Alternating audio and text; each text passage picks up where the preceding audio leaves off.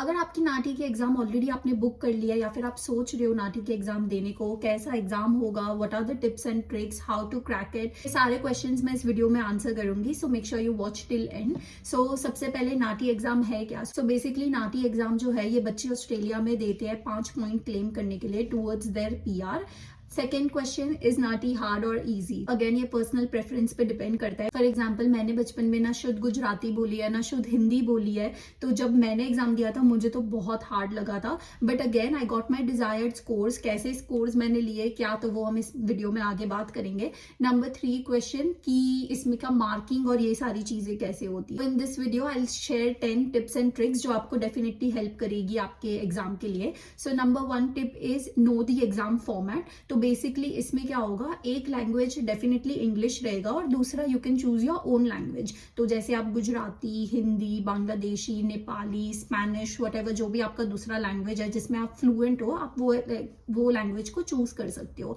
तो बेसिकली इसमें 2 डायलॉग आते हैं इंग्लिश से, आपने जो भी लैंग्वेज चूज किया है उसके लिए, और ये दोनों डायलॉग 45 मार्क्स ईच होते हैं। सो टोटल मार्क्स आप स्कोर कर सकते हो वो है 90। तो मार्किंग नाटी का थोड़ा सा ट्रिकी है। तो ओवरऑल आपको 90 में से 63 मार्क्स चाहिए पास होने के लिए।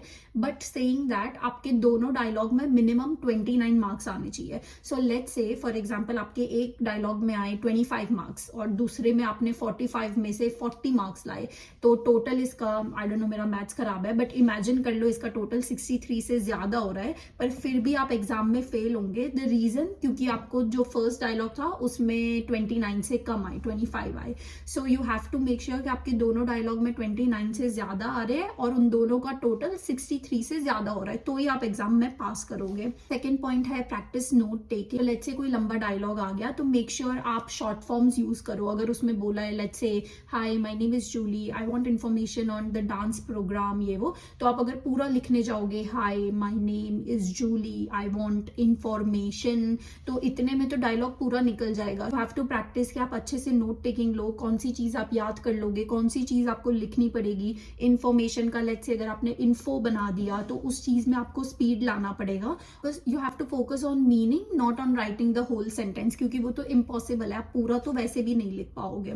थर्ड है मास्टर सेगमेंट्स। सो ये बेसिकली एग्जाम पूरा 30 मिनट्स का ही है, 15-15 मिनट के ऑलमोस्ट आपके दोनों डायलॉग होंगे, इतना भी टाइम कंज्यूमिंग नहीं है। तो जब आप प्रैक्टिस कर रहे हो मेक श्योर आप रोज 2-3 डायलॉग, 3-4 डायलॉग की तो डेफिनेटली प्रैक्टिस करो। तो इससे क्या होगा, आप एग्जाम में थोड़ा सा स्पीड आ जाएगी, इससे आपको मेमोराइज करने में भी चीजें याद रहेगी and you will get the hang of क्या चीजें आपको याद रह रही है, क्या चीजें आपको लिखनी पड़ेगी। नंबर 4 है यूज रेपिटेशन वाइजली। तो नाटी में क्या होता है, लेट्स से फॉर एग्जांपल आपका डायलॉग में था कि I want information on dance programme और आपने बोल दिया I want information on basketball programme, तो आपको पैनिक नहीं करना, आप रेपिटेशन यूज कर सकते हो। तो उसमें यू जस्ट से कि रिपीट और फिर आप उस चीज को दोबारा बोल सकते हो। बट इससे क्या होगा, अगर आप इसको एक आधी बार यूज कर रहे हो सेगमेंट में इट्स ओके, बट अगर आप इसे बार बार यूज कर रहे हो तो इससे आपके मार्क्स डेफिनेटली कम होंगे। तो you have to make sure कि अगर आपके पास ये हैक है, अपॉर्चुनिटी है that you can correct yourself, तो आप उसको बार बार ना यूज करो। नंबर 5 टिप है एक्यूरेसी ओवर फ्लुएंसी। जब हम पीटी एग्जाम देते हैं उसमें फ्लुएंसी बहुत मैटर करती है कि आप एक फ्लो में बोल रहे हो, अच्छे से बोल रहे हो, एक टोन, एक रिदम में बोल रहे हो। पर नाटी में एक्यूरेसी का बहुत ज्यादा इंपॉर्टेंस है। सो लेट्स से अगर डायलॉग में स्पीकर ने कहा है कि मैं जानकारी चाहती हूँ आपके अलग अलग नृत्य कार्यक्रम की, मुझे सोमवार को 16 बजे आना है, whatever, I'm just making things up. So you have to make sure कि आप वही चीज बोलो, आप कोई चीज खुद से ऐड नहीं कर रहे और कोई चीज आप इंफॉर्मेशन छूट नहीं रही आपसे। So accuracy is very important. Doesn't matter आप कोई चीज कितना भी अच्छे से बोल रहे हो, कितना फ्लो में बोल रहे हो, बट अगर आपने जो मेन इंफॉर्मेशन है वो छूट गई या ऐड कर दी तो आपको मार्क्स नहीं मिलेंगे। बस 6 है मेक अ वोकैबुलरी बैंक। सो काफी बच्चे जब अपनी हिंदी या पंजाबी लैंग्वेज में एग्जाम दे रहे होते तो नहीं होते, बचपन से बोल ही तो रहे हैं, कितना ही हार्ड होगा। बट ट्रस्ट मी गाइज, हमें हैबिट नहीं है इतना भी शुद्ध अपनी वो लैंग्वेज बोलने की। सो लेट्स से आपको पता होना चाहिए ऑर्गेनाइजेशन को हिंदी में क्या कहते हैं, प्रेगनेंसी को बांग्लादेशी में क्या कहते हैं, you know what I am trying to say. So जो वर्ड्स है यू हैव टू नो कि वो अपनी लैंग्वेज में क्या होगा। तो ऐसा ही वर्ड आ गया जैसे चिकित्सक, तो आपको पता होना चाहिए कि चिकित्सक इंग्लिश में क्या होगा। दूसरा, अपनी वोकेबलरी इंक्रीज करने के लिए आप बहुत सारे वीडियोस में ऑलरेडी अलग अलग टॉपिक्स पे वर्ड्स देते हैं, जैसे मेडिकल हो गया, एम्प्लॉयमेंट हो गया, एजुकेशन हो गया, इमिग्रेशन हो गया। ये सारी चीज़ों के ये जो टॉपिक्स है ये नाटी में बहुत आते हैं, तो आप इसके वीडियोस देख के आप उनके रिलेटेड वर्ड्स याद कर सकते हो। बहुत जनरल टिप है पर बहुत आपको काम आएगा, वो है स्टे काम एंड कॉन्फिडेंट। कभी कभी हम इतना डर जाते हैं, इतना घबरा जाते हैं, इतना बड़ा सेगमेंट आ गया, कुछ चीजें याद है, कुछ नहीं है, और वो नर्वसनेस की वजह से आपका पूरा एग्जाम खराब हो जाएगा। Stay confident even if you are not, जितना आपने नोट लिया है उतना चीज आप अच्छे से ट्रांसलेट करके बोल दो, सो वो आपका सेक्शन अच्छा हो जाएगा। नंबर 9 है practice from official NAATI sample. जब मैं अपने नाटी के एग्जाम की तैयारी कर रही थी, काफी यूट्यूब पे अलग अलग चैनल पे प्रैक्टिस के लिए वो डायलॉग देते थे। या तो वो डायलॉग इतने ज्यादा बड़े होते थे और एग्जाम में इतना हार्ड नहीं आता, और या तो फिर वो इतने छोटे होते थे, hi my name is Mary, can I come inside, तो इतने भी छोटे एग्जाम में नहीं आएंगे। तो you have to make sure कि आप जो नाटी के ऑफिशियल वेबसाइट है उसके सैंपल डायलॉग्स देखो, तो आपको आइडिया है कितना बड़ा सेगमेंट होगा, कितने बड़े डायलॉग होंगे, कैसे होगा। सो मेक श्योर आप उस चीज को रेफरेंस मानो और उसी टाइप के डायलॉग्स की प्रैक्टिस करो, ताकि एग्जाम में या तो वो ओवर हार्ड या ओवर इजी ना आ जाए।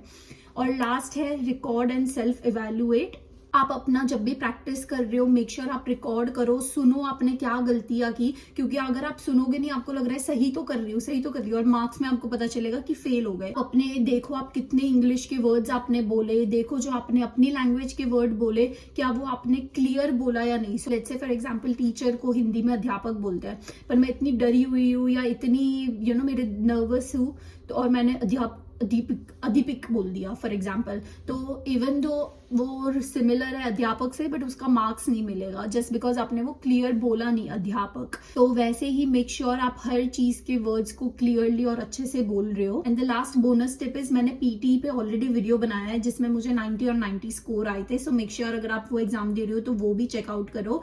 बट पीटी मैंने खुद दिया था and I was able to crack it. But नाटी अगर आप अपने लैंग्वेज में चाहे कितने भी अच्छे क्यों ना हो, it's a hard exam and it's an expensive exam. Almost $800-900 का एग्जाम है, प्लस इसमें डेट्स भी नहीं बनती। पीटी में अगर आप फेल भी हो गए फिर भी थोड़ा सस्ता एग्जाम है और आपको डेट मिल जाती है, पर नाटी में काफी वेटिंग होता है। सो मेक श्योर आप अपना टाइम और पैसे दोनों वेस्ट मत करो।